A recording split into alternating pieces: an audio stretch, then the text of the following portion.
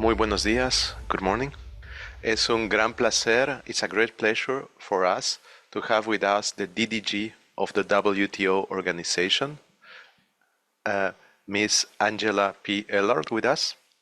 You have her CV on the media. We will have been announced her presence here. Es con un placer muy grande que tenemos entre nosotros a la directora general adjunta de la OMC, la señora Angela P. Ellard. Ustedes ya han tenido su CV rodando en las redes. Ella va a tener la gran dicha de compartir con nosotros. Also, the panel will be shared with Professor Amrita Bari from the WCP chair from Mexico, Professor Michel Levy from the WTO chair in Ecuador, and finally, Professor Fernando Pierola, also senior counsel at the ACWL in Geneva, and he's representing the chair of Peru. Thank you very much. We maybe don't have much time for questions and answers from you, the public that is following from us from our social media, but we will try to represent you in some questions from the chair's program here. So, in order of time, por motivos del tiempo, vamos a comenzar rápidamente con la ponencia de la señora Ellard. So, in matters of time, we're going to start fastly with the speech of Madame Ellard, please.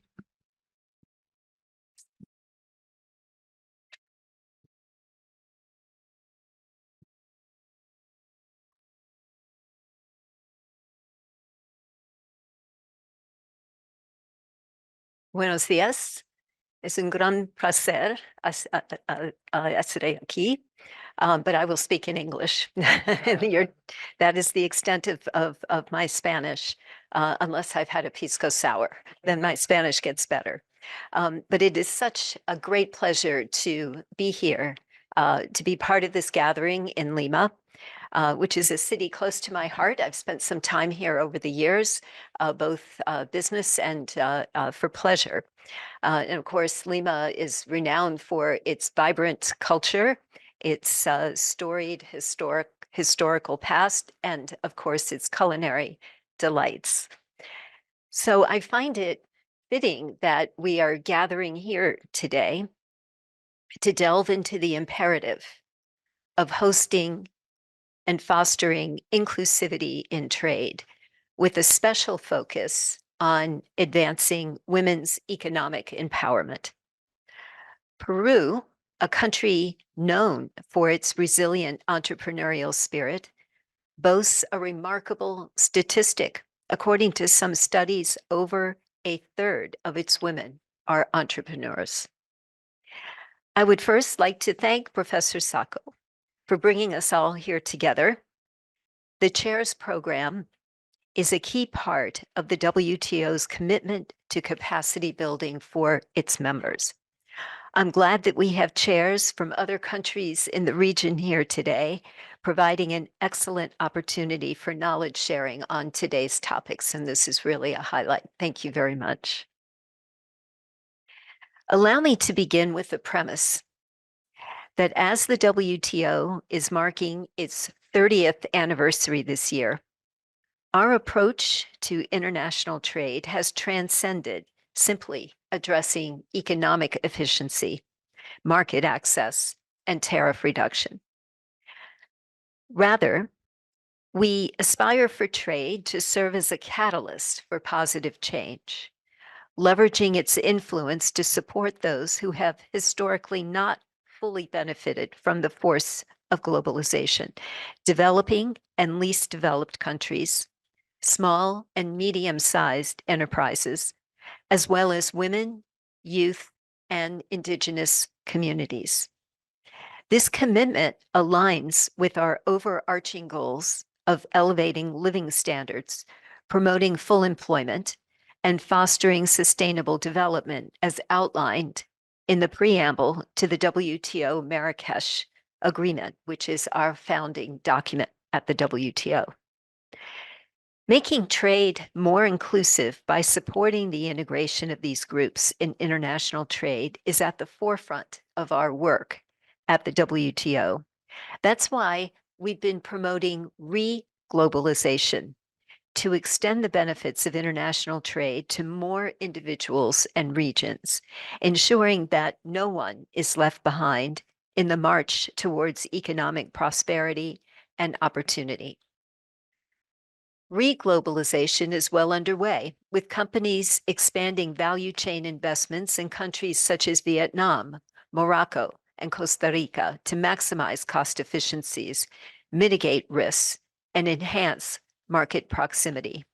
Now, the task is to extend this process to enable more countries, including in Latin America, to benefit from these opportunities.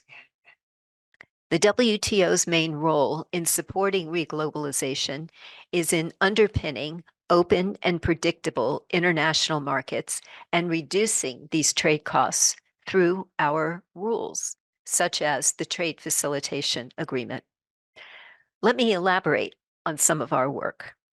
First, our work on development embodies the WTO's commitment to ensuring that the benefits of global trade are shared equitably among all nations. At our most recent ministerial conference, MC13, held this past February in Abu Dhabi, our ministers made substantial progress in meeting the needs of developing and least developed members. Developing members widely regard MC13 as a success because WTO members secured several incremental yet significant advancements that eluded them for many years. First, ministers agreed by consensus, and we operate on a consensus basis in the WTO, to offer graduating least developed countries a seamless and sustainable transition period prior to the cessation of duty-free and quota-free market access following their graduation. At MC13, graduating LDCs were granted a 3-year transition period to avail themselves of LDC-specific technical assistance and to assimilate WTO rules into their frameworks. Furthermore, MC13 marked a watershed moment as ministers adopted the first decision in over 2 decades of negotiations concerning special and differential treatment for developing countries. Acknowledging the hurdles many developing nations encounter in complying with standards and technical regulations, members committed to delivering timely assistance to those countries during the implementation of such measures, thereby affording them the opportunity to actively shape these regulations. Beyond MC13, as part of its regular activities, the WTO has been instrumental in bolstering trade capacity in developing countries. Through strategic partnerships with various institutions, the WTO is actively engaged in assisting members in meeting international standards, enhancing trade facilitation measures, and fortifying trade institutions. The WTO's Aid for Trade initiative has been a catalyst for unlocking a staggering $687 billion in investment, empowering developing countries and LDCs to more fully participate in the global trade arena. I invite government representatives to participate in the upcoming 9th Global Review of Aid for Trade, scheduled for late June in Geneva, where we can collectively chart the course for inclusive and sustainable trade development. WTO members have also embarked on initiatives aimed at promoting women's economic empowerment and inclusion in international trade. As we know, neither the global economy nor trade is gender neutral. While women represent around 40% of the global workforce worldwide, their earnings are on average between 10 and 30% lower than those of men. Women also face higher obstacles than men in accessing the global market and the economic opportunities created by trade. As a result, globally, there are fewer female entrepreneurs than male ones, including Latin America and the Caribbean, where 43% of female entrepreneurs trade internationally. At the same time, international trade can be extremely beneficial for women. Data show that firms that export employ more women, pay them better, and offer better working conditions. In many cases, trade lifts women out of the far less advantageous informal workforce. This is especially important in Latin America and the Caribbean, where more than half of the economy is informal, which affects some 140 million people. Given the structural inequalities in global economy and commerce, rules governing international trade should be designed to ensure sustainable and inclusive growth, including by fostering the full and equal participation and leadership of women in the economy. This objective is at the heart of our work at the WTO, in line with the mandate set in the Marrakesh Agreement. Let me outline some initiatives taken at the WTO to help address gender issues in trade policies. We had several positive developments in the area of trade and gender at our ministerial conference, MC13, in Abu Dhabi in February. First, at the multilateral level, our WTO ministers adopted by consensus a declaration that includes a paragraph recognizing that women's participation in trade contributes to economic growth and sustainable development. It also recognizes the work of the WTO on the topic, outlining capacity building and sharing experience as essential initiatives. This declaration is an important milestone in our work on gender equality. Second, at MC13, new disciplines on good regulatory practices for services trade entered into force.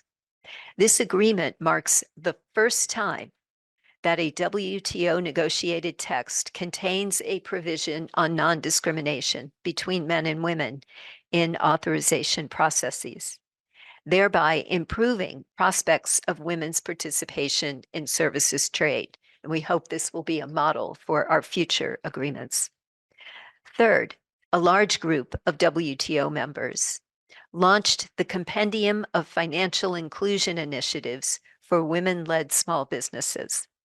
It's an overview of measures adopted by WTO members to facilitate access to capital for women, aimed to assist policymakers in designing gender-responsive trade policies to enhance women entrepreneurs' financial inclusion. This initiative is meant to help close the whopping $300 billion in financing gap that exists for women-owned small businesses globally. Fourth, together with the International Trade Center, we launched a $50 million global fund called Women Exporters in the Digital Economy. This is for women exporters in the digital economy. Digitalization presents us with unprecedented opportunities to empower women entrepreneurs, as exemplified by the Connect Americas platform, which helped the number of female-owned businesses to surge since its creation in 2014.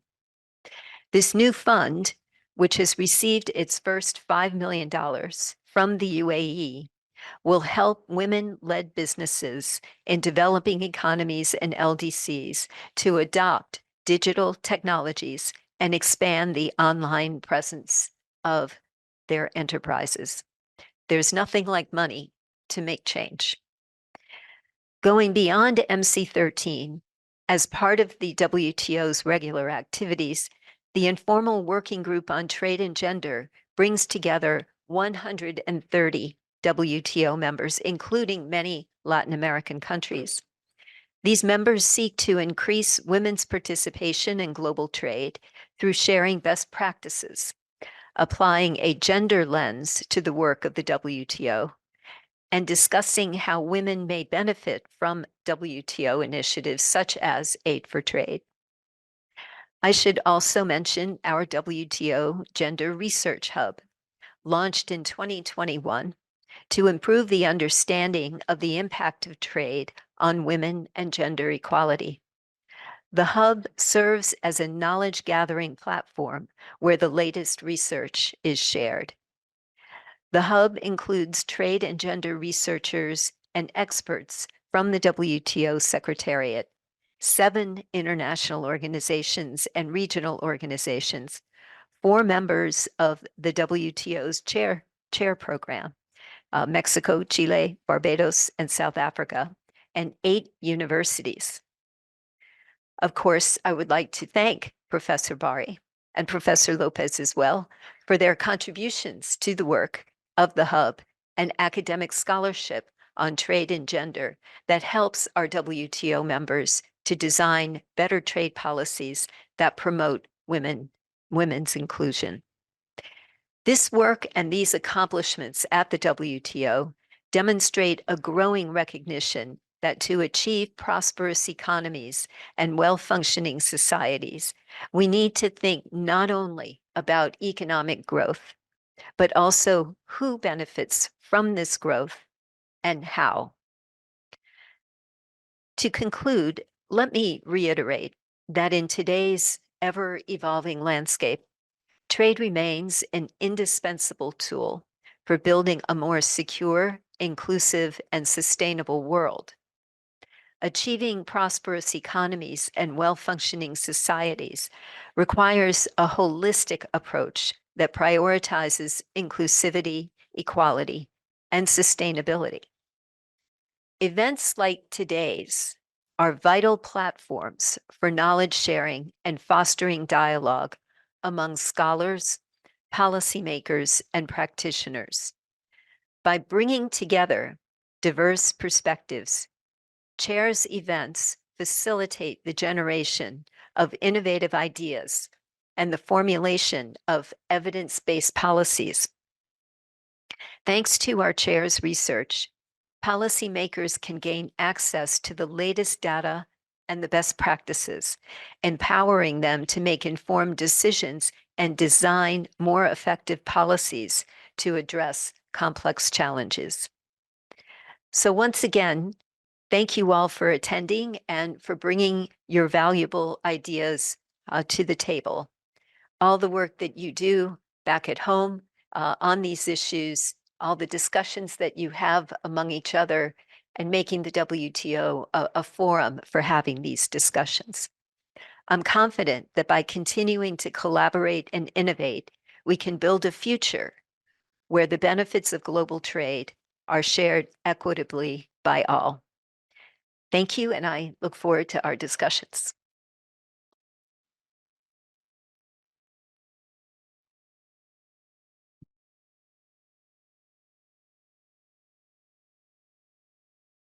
Thank you very much. Sometimes you know the figures, but now the way you put it, I feel more moved to do something from the chair. But I will not monopolize the the time, so we have so much. So let's start with innovative proposals and criticals. Please, Amrita, could you start? Thank you so much. I think we should first give the floor to the men of the table when we talk about inclusive trade, isn't it?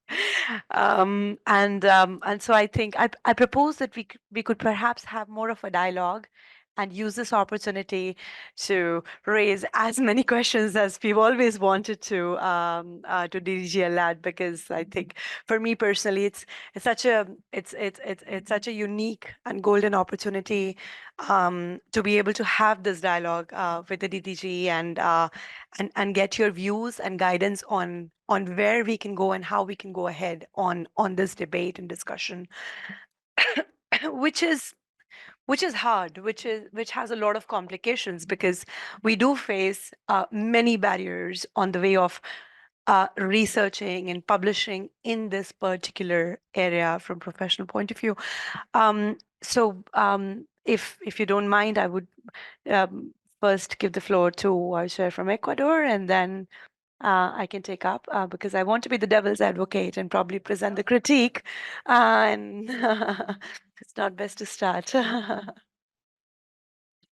Well, thank you very much for the opportunity. To be honest, for me, the first time that I was in contact with gender and trade was when I go first to Geneva to our first meeting of the chairs, the WCP chairs, and well, I was wondering about why we haven't been involved in this kind of discussion before in my country, because I was talking with the people at the Vice Ministry of Trade, and they were not able to talk about the gender and trade.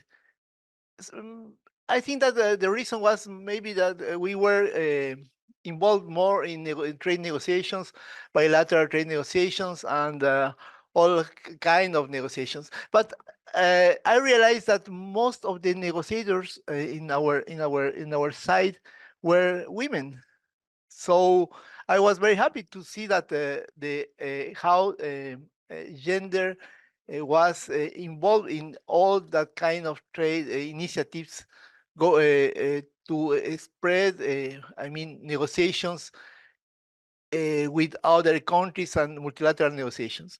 What I want to highlight is that this concept of re-globalization that you talk, more inclusive globalization, talking about the creation of more gender policies regarding involving women acting more in the field of in the different fields of trade is a kind of very interesting point for us. What I say is that what I want to say is that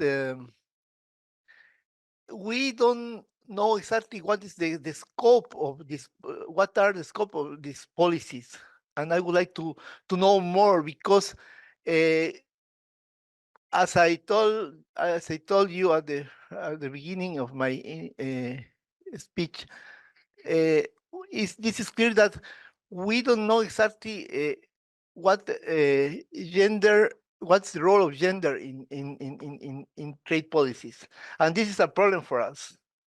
I feel this as a first impression of your speech.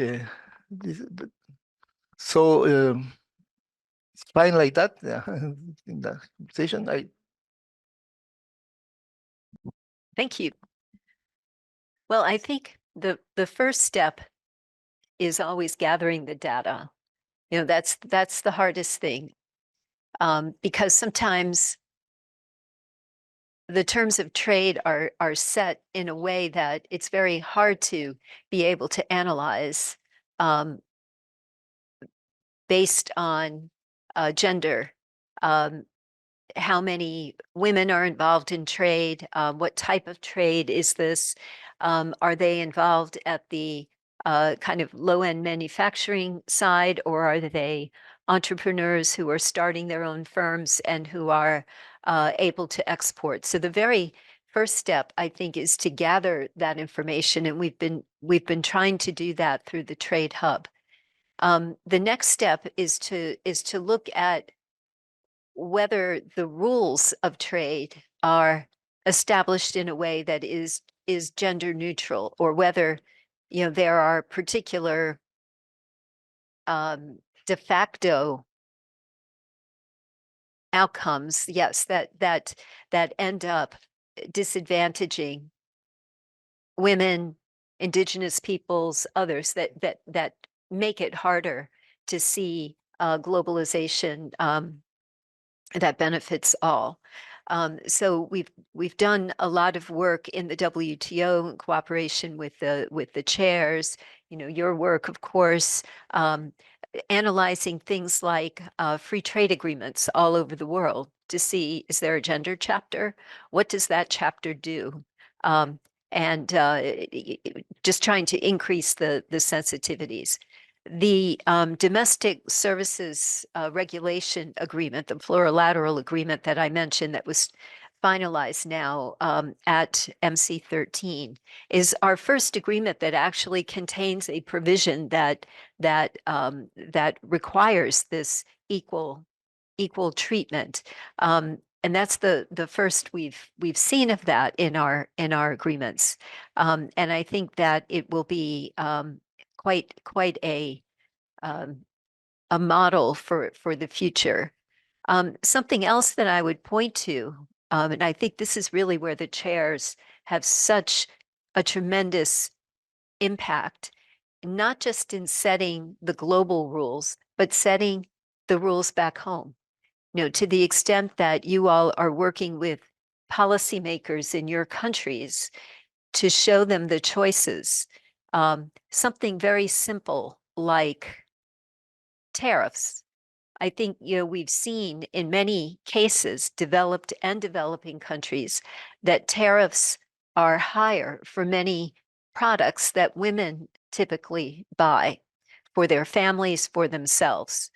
And that type of bias in trade policy is really noteworthy.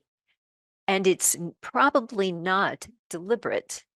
It's kind of a function of protecting particular industries, let's say, that's led to this effect. I know we've seen it in the US, most definitely, and we could see it other places as well. So I think to answer your question, the first step is to gather data, because then that allows you to figure out where to make these policy choices.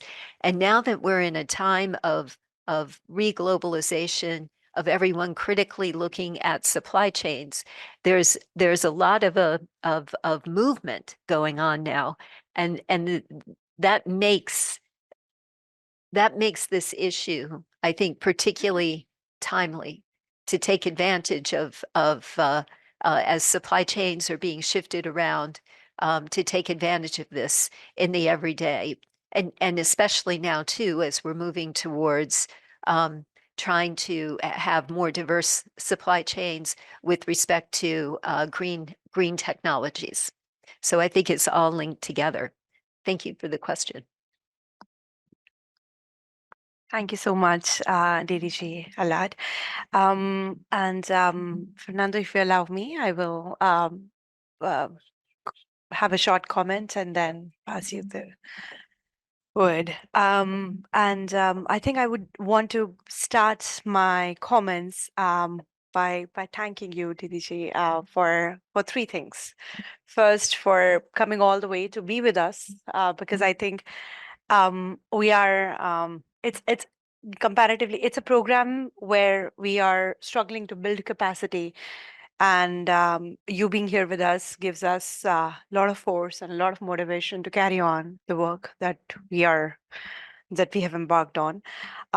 Second, for being really the force of motivation and inspiration in the field of inclusive trade and sustainable development, because that gives us a lot of legitimacy, and not to us, but to our work and to what we are trying to do as trade lawyers. Because but we are often disqualified or labeled as non-mainstream trade lawyers, since we work in the areas of sustainability by our friends and colleagues. And third, for these very thought-provoking comments this morning, which reaffirm the importance of multilateralism for the field of trade and gender. And with that, I would want to make here sort of three observations, and then I have three questions, really quick questions for you, to help us chalk our road, our path ahead in the field of research. The developments and achievements you've mentioned in the field of trade and gender, and inclusiveness, where different agreements have been arrived at the recent MC 13 to ensure that developing countries and least developed countries are taken along in this race for globalization are quite appreciable. However, there have been a few concerns in the academia regarding how more lately WTO has been sort of endorsing the concerns relating to women. Because if you look at the paragraph in the declaration of the ministerial conference that you mentioned, it comes with an acknowledgement, a recognition of the members, which in itself I think is a big achievement because members have included that recognition by way of consensus, and that has never happened before in a declaration. It's a multilateral declaration agreed to by way of consensus. So I think when we talk about yesterday, we were having a dialogue on how consensus does not work, but it clearly could work here. But I think consensus has its own limits because when we read the paragraph, it's a recognition, but it's far from being a commitment or a concrete promise as to what WTO members would do going forward. And it accompanies a footnote. And the footnote reads as follows, that the members, that the provision does not add to any rights or obligations of the WTO members. So they are not meant to take any step or even move a finger in this respect by way of adding this recognition in the document. So, and this is an example in a multilateral initiative, but we see very similar endeavors in bilateral trade and plurilateral trade agreements where all, with very, very, very few exceptions, all provisions on trade and inclusiveness, be it a provision on trade in women, a provision on trade and disability, or a provision on trade and environment, they're all included or rooted in the spirit of cooperation. And most of the times, the parties clarify explicitly so in the agreement that these provisions that we are adding on sustainable development or inclusive development have nothing to do with the agreement's dispute settlement mechanism, making them completely non-enforceable. And oftentimes, in majority of the trade agreements, I've been working on this project for the last 3 years with ITC, with International Trade Center, as part of their She Trades Outlook, where we have looked at all 450 plus trade agreements. And we've seen that they have included commitments on inclusive trade and different concerns of inclusive trade without giving any thought on how they would be implemented, monitored, reviewed. So my concern is that these provisions sit there comfortably. Gerald and I were having a talk yesterday about how Canada-Costa Rica labor agreement has an enforceable binding provision on equal pay for equal work, but it sits comfortably in the agreement, and there has been absolutely no talks in the last 15 years to put it into action. So how do we ensure that they move beyond Cinderella promises?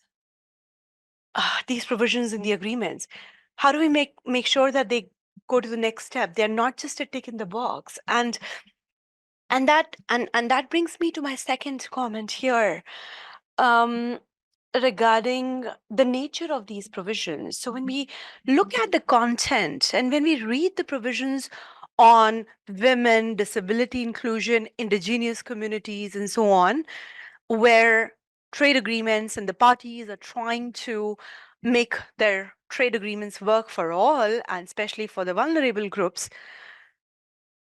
a big concern comes out. And the concern is regarding the disconnect. The disconnect that has become visible over the last few years or decade between the barriers that these vulnerable communities face and the policy solutions provided by trade agreements or trade policies today. And I'll give you two examples here. One regarding women. In many developing countries that have gone ahead, such as Chile, Costa Rica, and Africa, AFCFTA, they've assumed plenty of commitments and provisions on women empowerment in their trade agreements. But they do not have a single provision on women's participation in informal economy. And more than 70% or a heavy majority of women in these economies, in these developing economies, work in the informal sector. So they have been completely left or ignored out of these sort of reforms. And my second example relates to disability inclusion.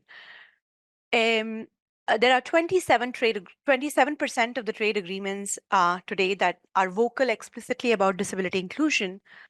But when you look at the content of these provisions, none of them talk about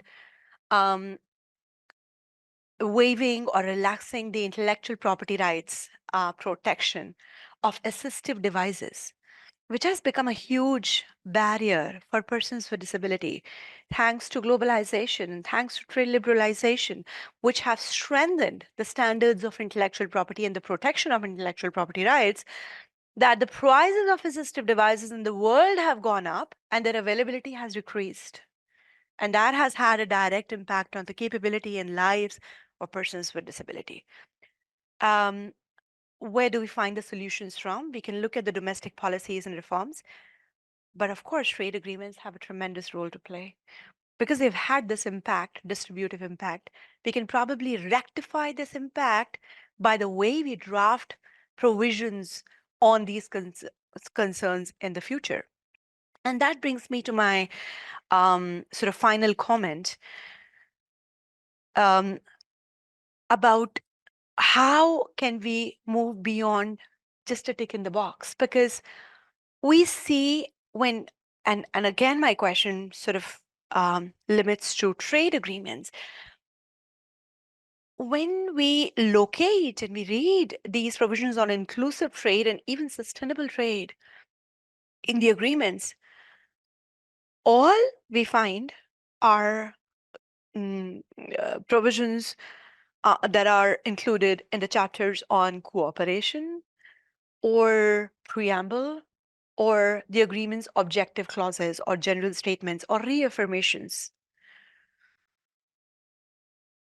And trade agreements have not included these important concerns on women, indigenous communities, disability, in the chapters that matter the most.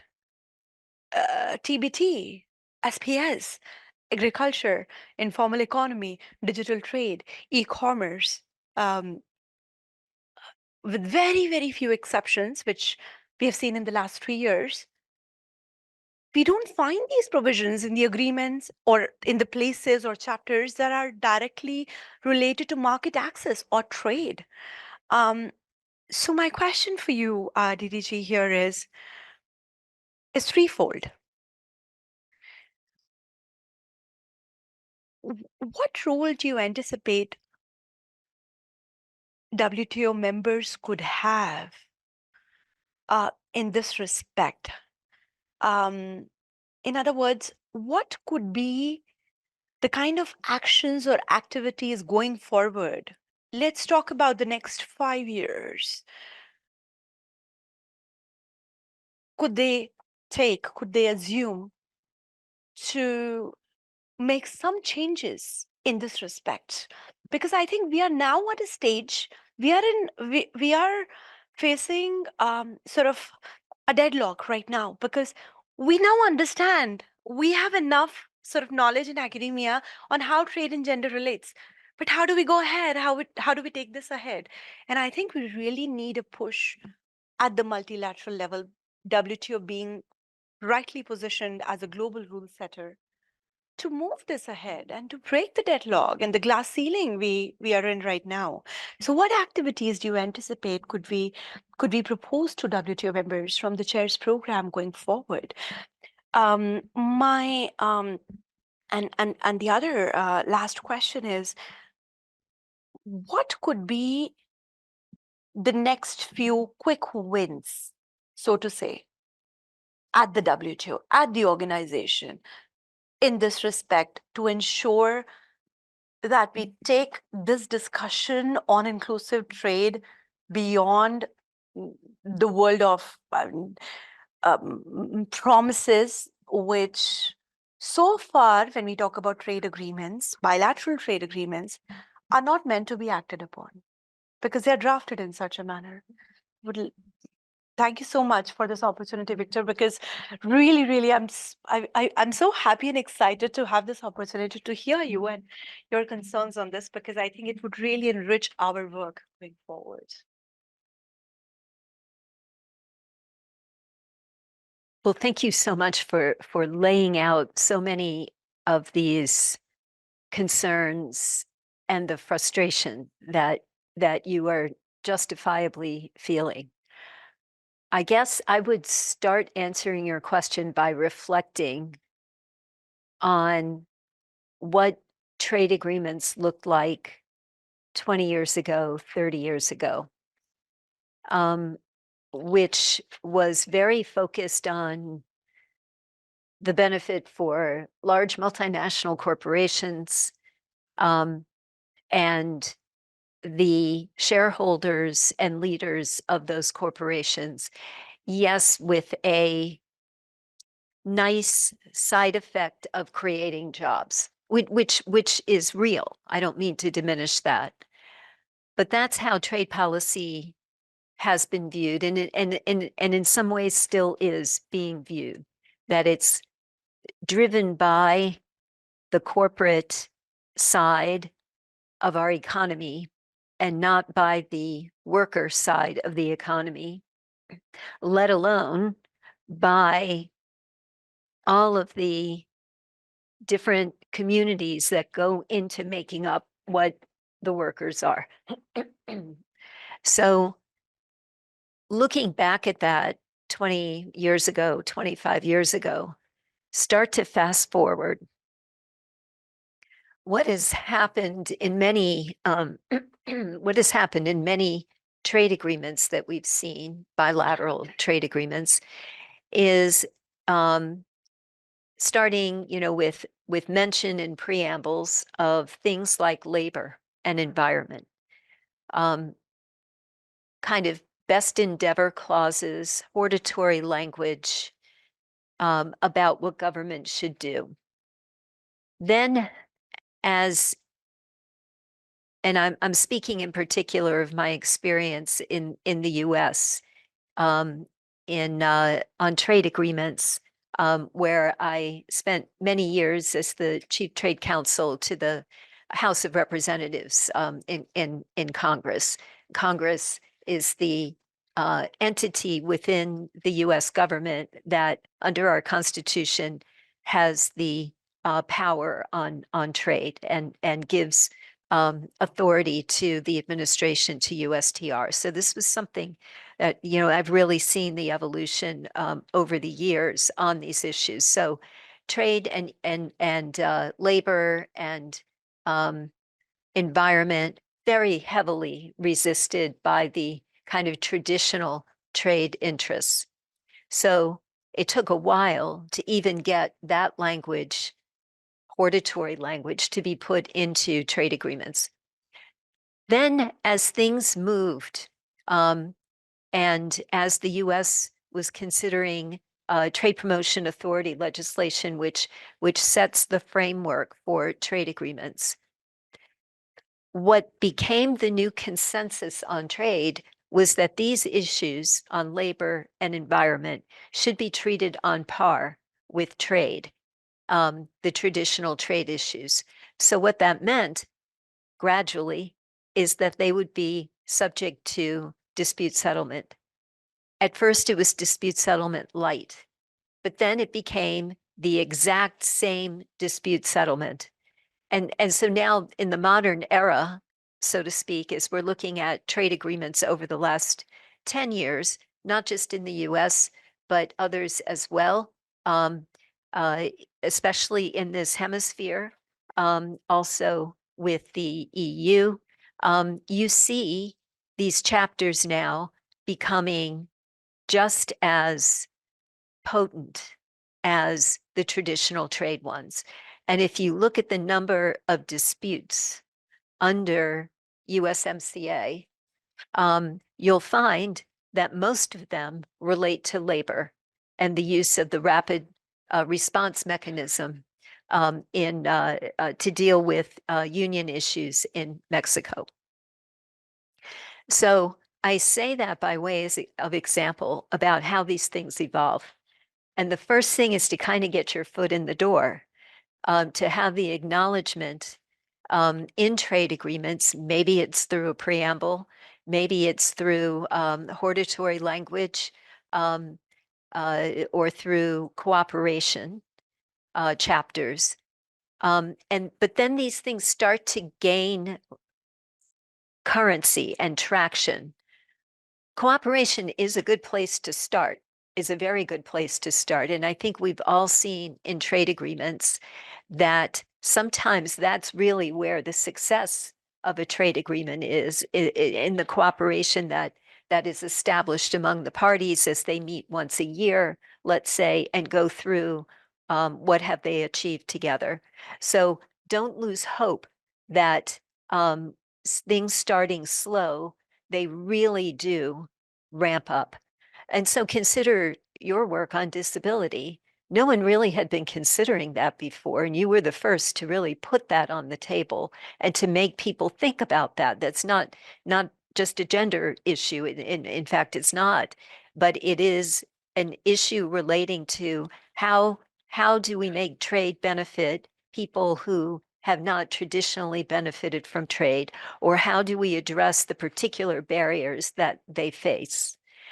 I think now we see at APEC, for example, an event tomorrow dedicated to these types of issues, in addition to the traditional discussion on trade.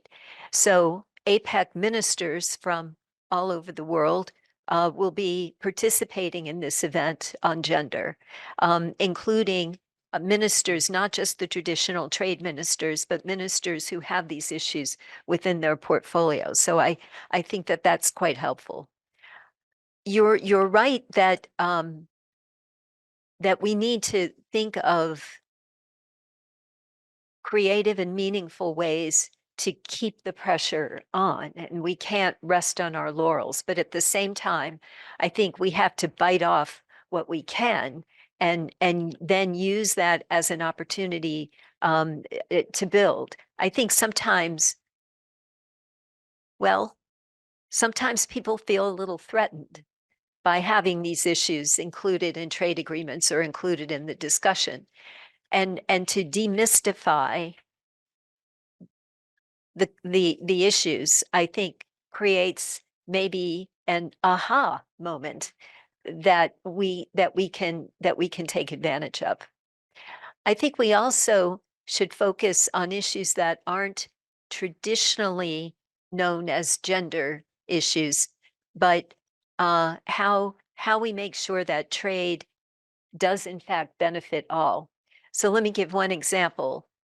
The WTO's members, by consensus in 2022, agreed to the Fisheries Subsidies Agreement, which bans the worst form of fisheries subsidies, in particular IUU, with respect to IUU fishing.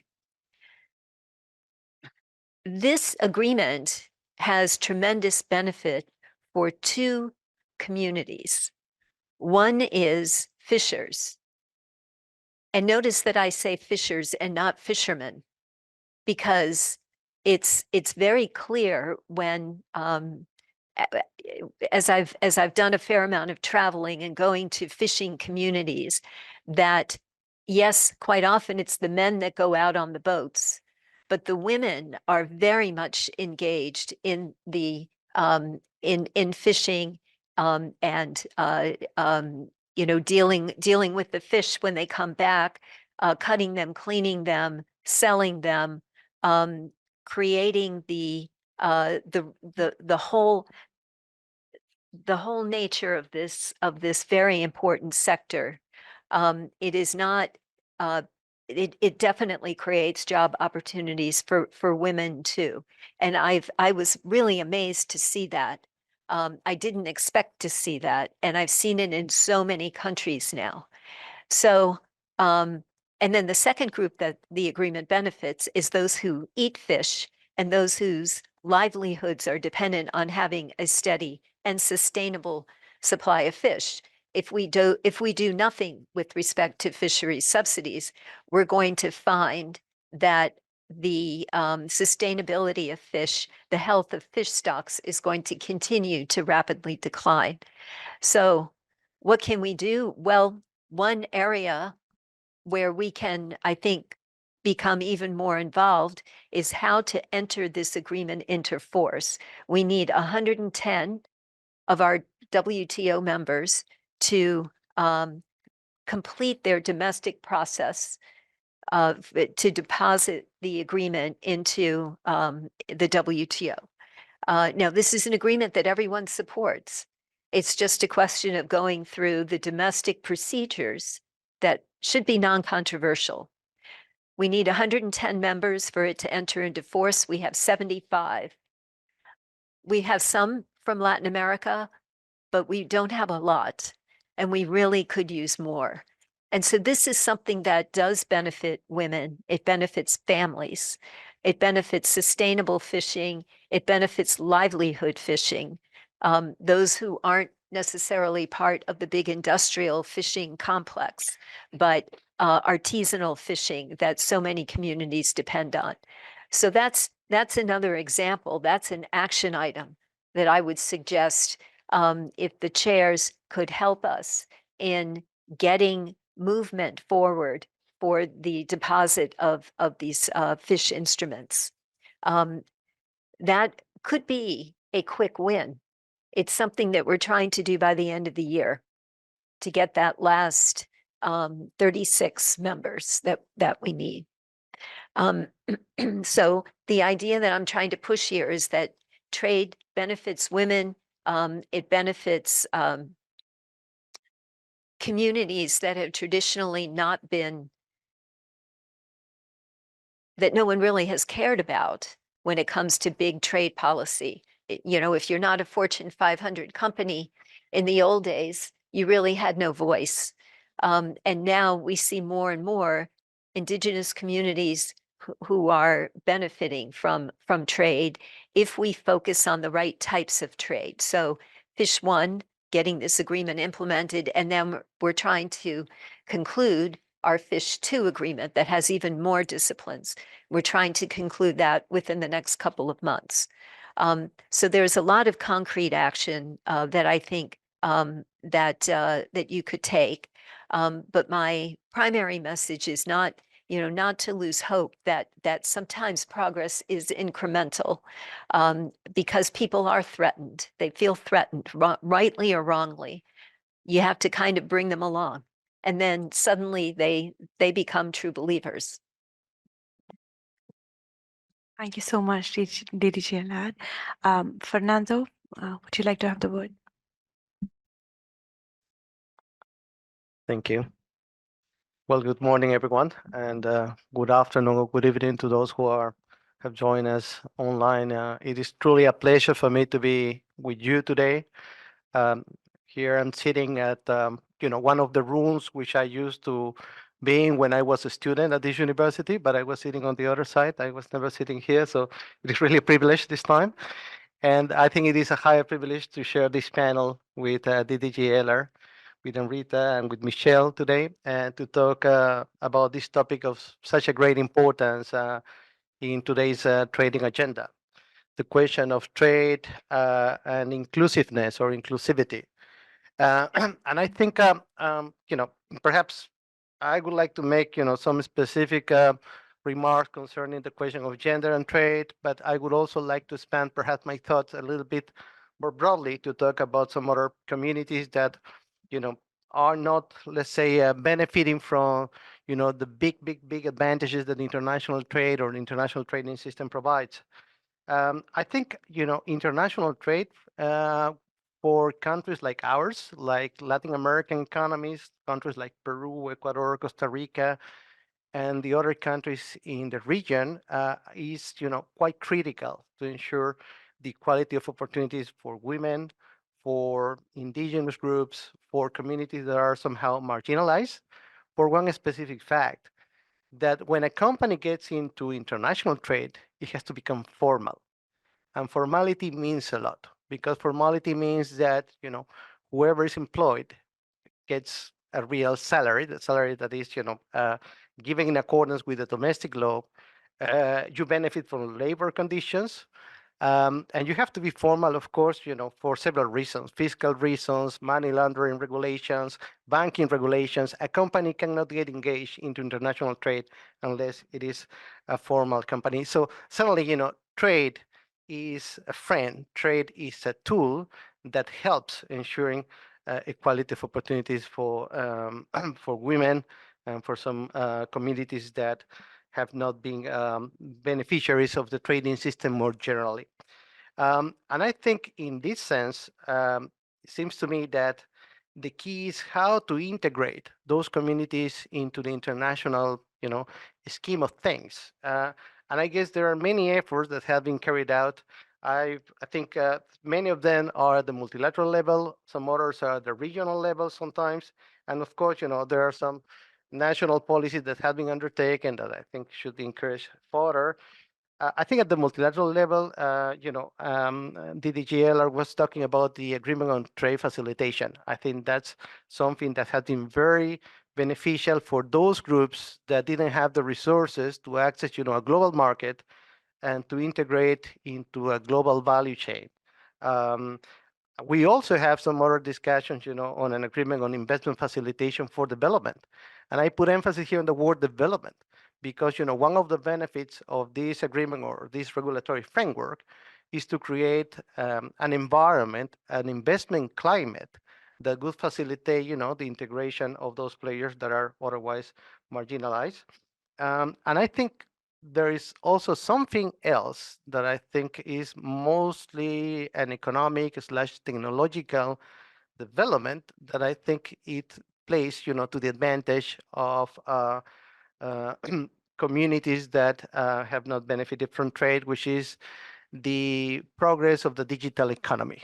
And I think, we have, with COVID, for example, we have experienced a situation in which, given the fact that, of course, suppliers and consumers of services could not share, the presence, the same place, remote access became of critical importance. And digitally delivered services have become one of the fastest growing areas in international trade. And certainly, there is a huge potential for these communities, that they can extract, from the expansion of the digital economy. Certainly, is one of those areas where I think developing countries can reveal their comparative advantage by, we know that under mode 4 in services, the movement of natural persons, sometimes, there are impediments to cross one border because, several reasons, visas, residence permits, and so on and so forth. But with digital tools, service providers located in one jurisdiction can provide their services to another market without facing any of those constraints. So I think there are certainly, many obstacles that we're facing. Some of them are of a regulatory character, some other are, cultural stereotypes. And I think there is quite a room here for taking advantage of opportunities. I think the key, in my perspective, is the notion of integration, that the communities have to reach, the global value chain, the international trading flows, the international trading communities.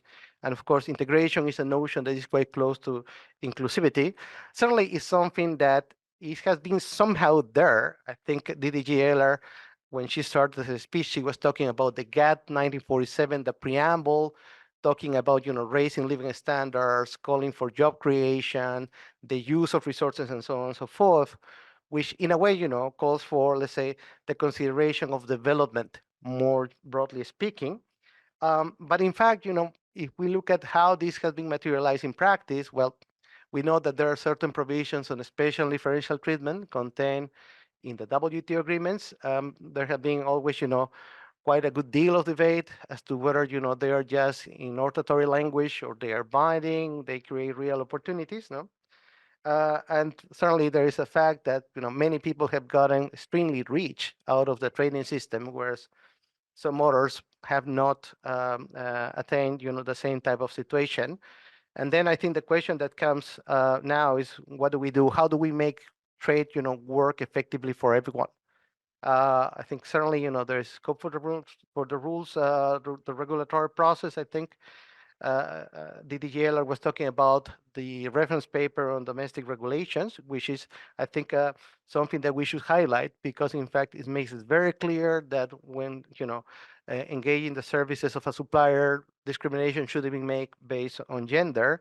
Certainly, that's a regulatory approach that I think should be considered seriously, for some other regulatory efforts, in the WTO negotiating scheme. I think these are the comments that I have for now at this stage. Thank you very much. Should I comment on that? Okay, thank you for that. And the key word that you used of integration, I think is so very important, because you need to have that. You need to have that integration in order for communities to benefit. And by communities, I mean whether traditional communities or communities of women, LGBTQ, whether it's communities related to disability, indigenous communities. It is all a question of integration. And the beauty of trade is that trade is the ultimate integrator. But making sure that there's a transition to a more formalized economy, as opposed to taking advantage of communities, is so important.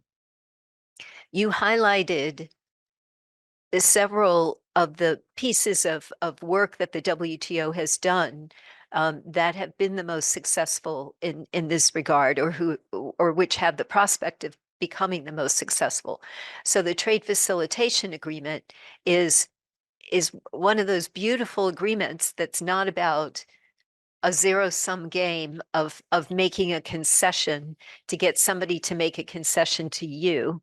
The Trade Facilitation Agreement is all about, how do I make myself a more attractive partner, making it easy to trade with me, either for others to export to my country or for me to export to them. It's a win-win for everyone, and we've certainly seen how so many have benefited from the cost of trade, just the cost of doing business having been reduced. It has so much of a more tangible benefit even than, in many cases, than reducing tariffs.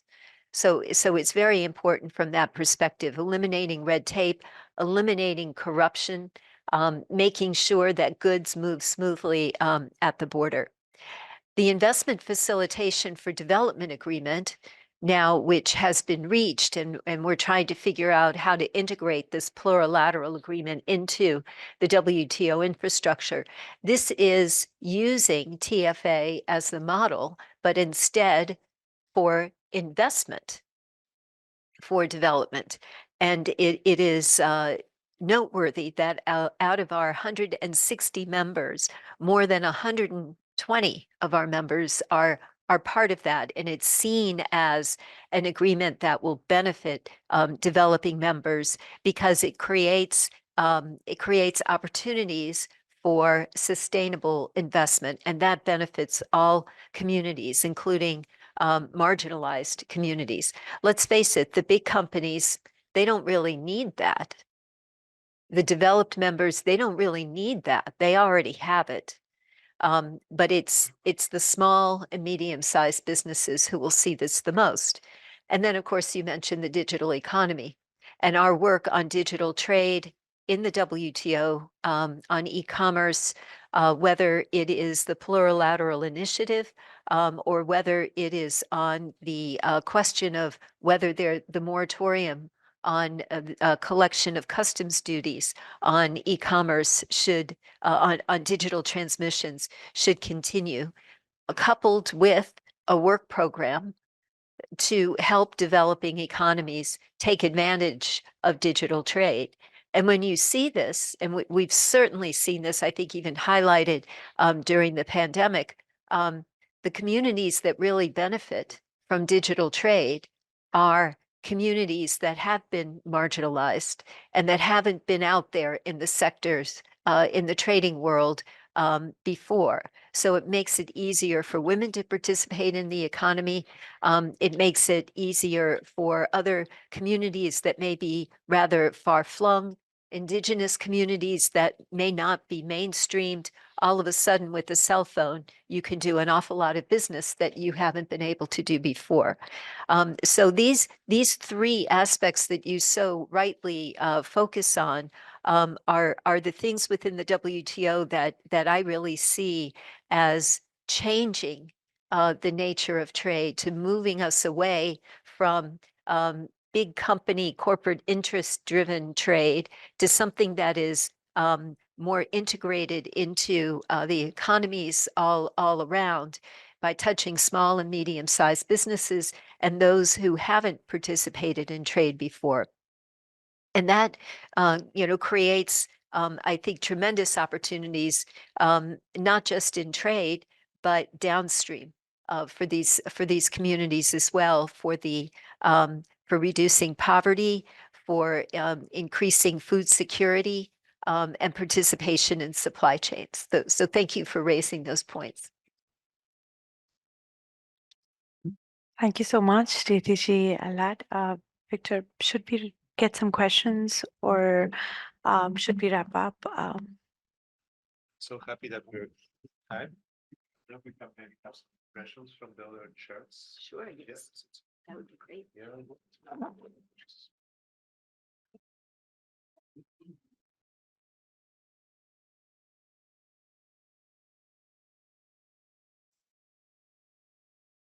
Well, thank you, TDG, for all the panel. I would like to add maybe three things about this.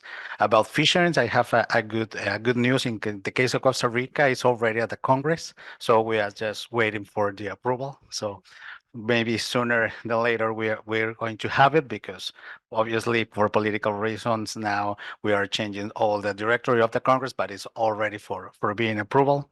And the second one, it's about the digital trade gap in Central America. For example, we are researching about that, and we are wondering how to do things differently. For example, when you are building skills or capabilities of women who are involved in exports, for example, all the workshop is in the morning or at 3 or 5 p.m., but at that time, they all have all duties. For example, the kids will take care of the grandparents. So we have to start the workshop at 10 p.m., for example. So you have to do different things when you are working with these realities. And I think each country has their own. And that's the huge challenge that we have, how to implement all this. For example, Chile has a gender chapter in so many free trade agreement. We already start with Ecuador. Is the first free trade agreement that Costa Rica has a gender chapter into it. This is in the Congress as well for the approval. But how to start evaluating how this chapter and all these things exactly benefit for the different women and the different groups that they are into. And the other thing that you mentioned, it's about the supply chain. I think in Central America or countries like Costa Rica, we have a lot of women in the informal area. How to get them into the formal and how to get them into the supply chain trade. I mean, thank you so much for this opportunity to hear you, because it was really interesting, and we have a lot of work to do in our country to move forward with this topic. Thank you.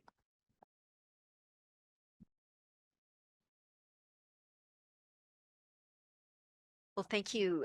Thank you for the good news about the fish agreement being now in Congress in Costa Rica. Hopefully that will move along quickly. You never know with Congress all over the world. Having worked for one for many years, I know that they can be unpredictable, but when they act, it means something.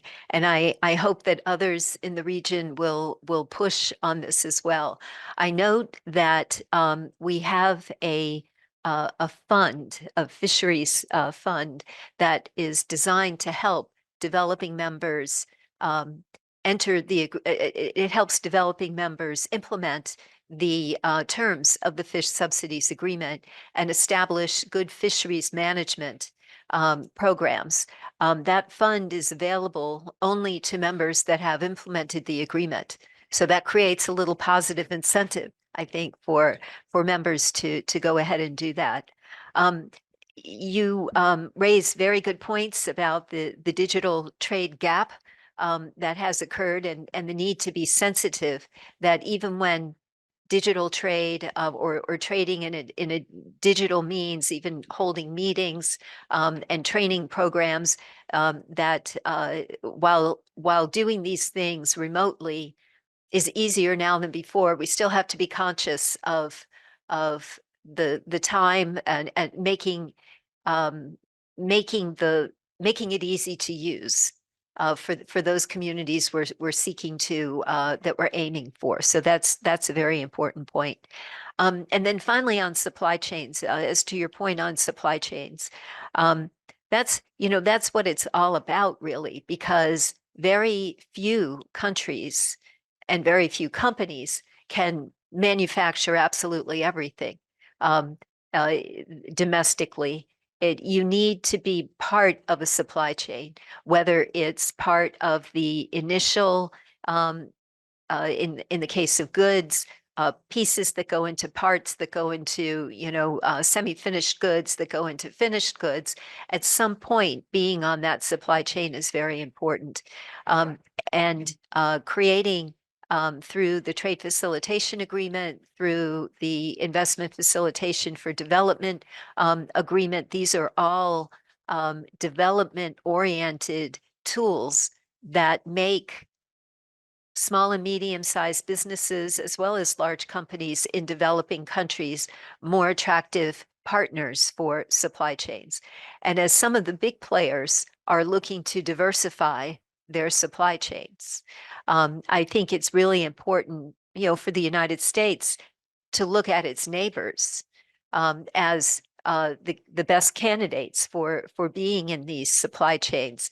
But it's important not to just wait for that to happen, but to affirmatively try to make that happen.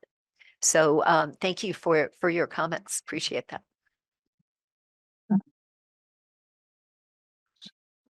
Okay. Thank you so much, GDG. I just wanted to, before Victor, you wrap up the panel, I'm sure we all have sort of gathered a lot of new thoughts and ideas to take back home from this panel.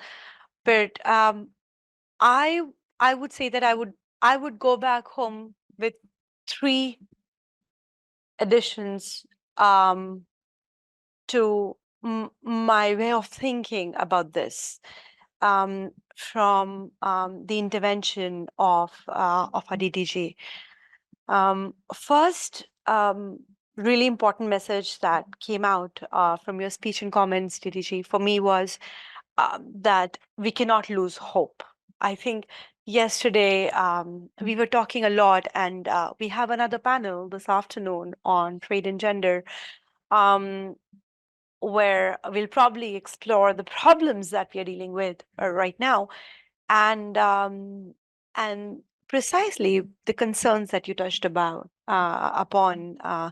as to how it's very difficult for countries to assume commitments, binding commitments in this respect, because of the fears of protectionism, comparative advantage, cultural imperialism, and whatnot. So there are big fight with big barriers ahead of us. But we need to keep up the work and we need to keep up the hope. And second, take home message for me is that we need to focus on what we have achieved. Fisheries agreement is such an important policy instrument.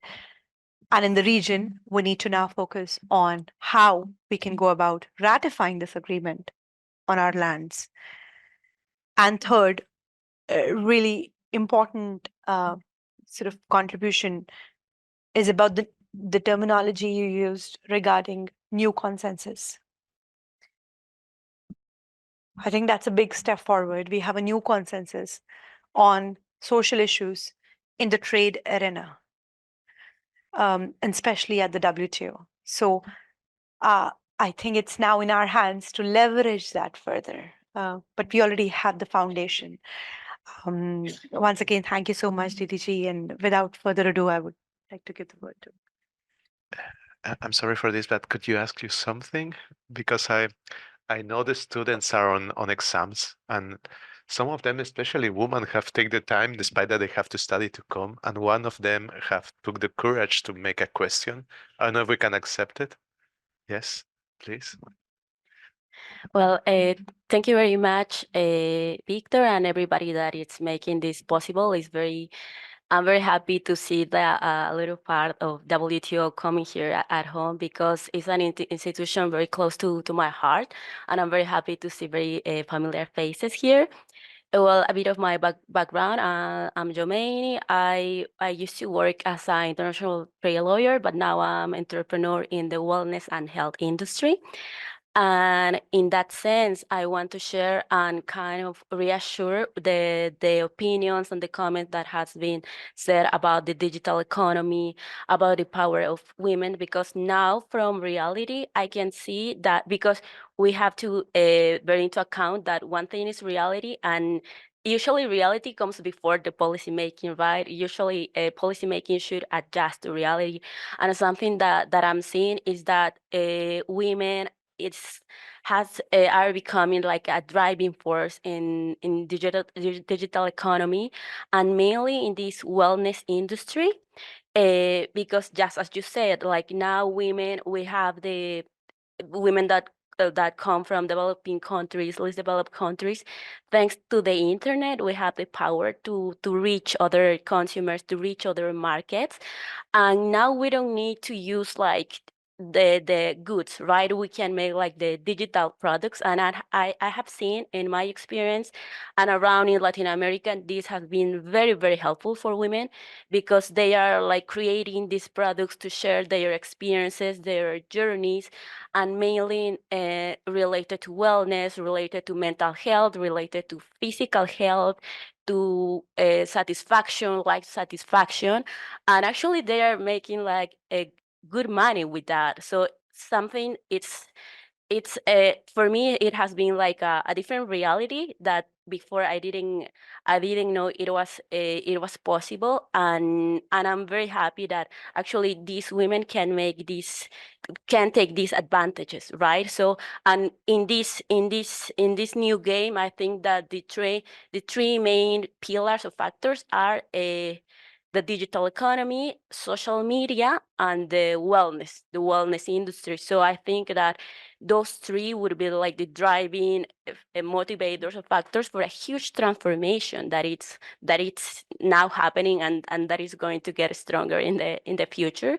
So I really would like to to keep encouraging the work that WTO and ITC are doing in that regard, digital economy, teaching, right? As you say, teaching the women how to use these tools, because they are there, they are available, but sometimes it's not that easy, right? So all the training in that regard would be very, very, very helpful. So thank you very much for listening. Thank you very much. So I think, puede ser muy directa y rápida, sí. I just asking to be direct and fast because of the time. Yeah. First of all, good morning with everyone. I will first say thank you all for the valuable information. I think for many years, as you said, women has been not properly recognized for their work in many areas in society generally, and also in business, because this was presented for a long time as an exclusive area for men, regardless the participation of women. So with that being said, um, I consider that these steps are not just a huge first one, but an inspiration for more changes in general as well. My question, do you think this trade policy about gender inclusion in all of that could be spread to the other countries that are not part of the MIC, OMC? Yeah, thank you. Well, thank you for the question, and thank you for taking the time to come here today. I know it's a busy time of year with exams. I do think that there are lots of ways to try to leverage the success and to try to encourage success more broadly. I think that one of the beauties of the chairs program is that it brings together so many different experiences within a region, but even more broadly, to share ideas and the experiences that one you may see in one country, and the success stories that have come from that, and how to translate that into somewhere else. I could see a lot of cross-pollination in terms of the discussion. I think that's important for policymakers, it's important for academics, and it's also important for business.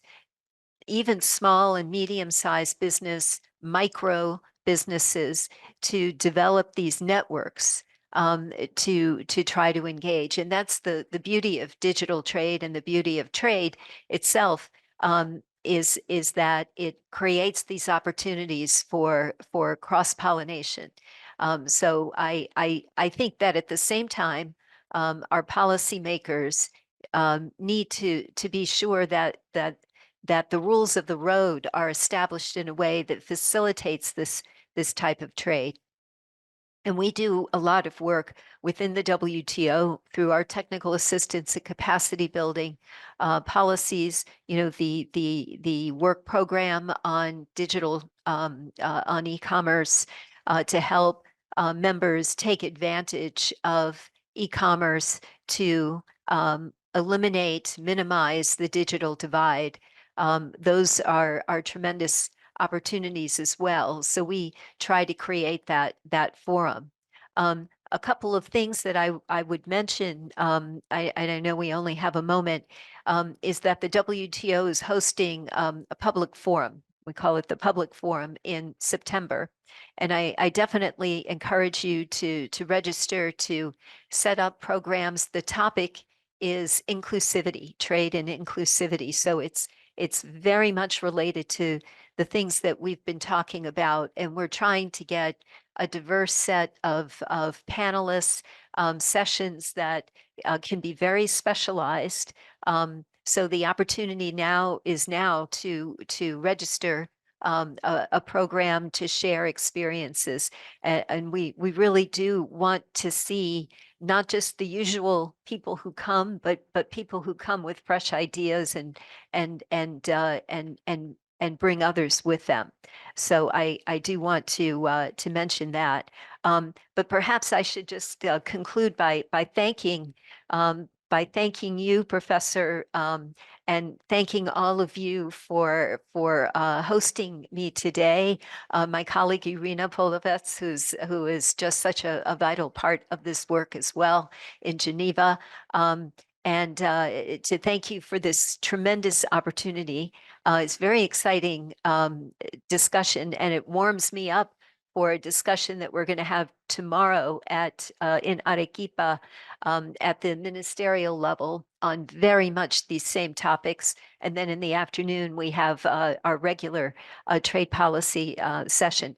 And of course, I should also thank the contributors to the chairs program, without whose support we wouldn't be able to have a program like this. So in particular, France, Korea, Australia, Austria, who've been enormous supporters. So thank you very much for this opportunity. It really is exciting and encouraging, and it just makes me think new, fresh thoughts. So thank you for that.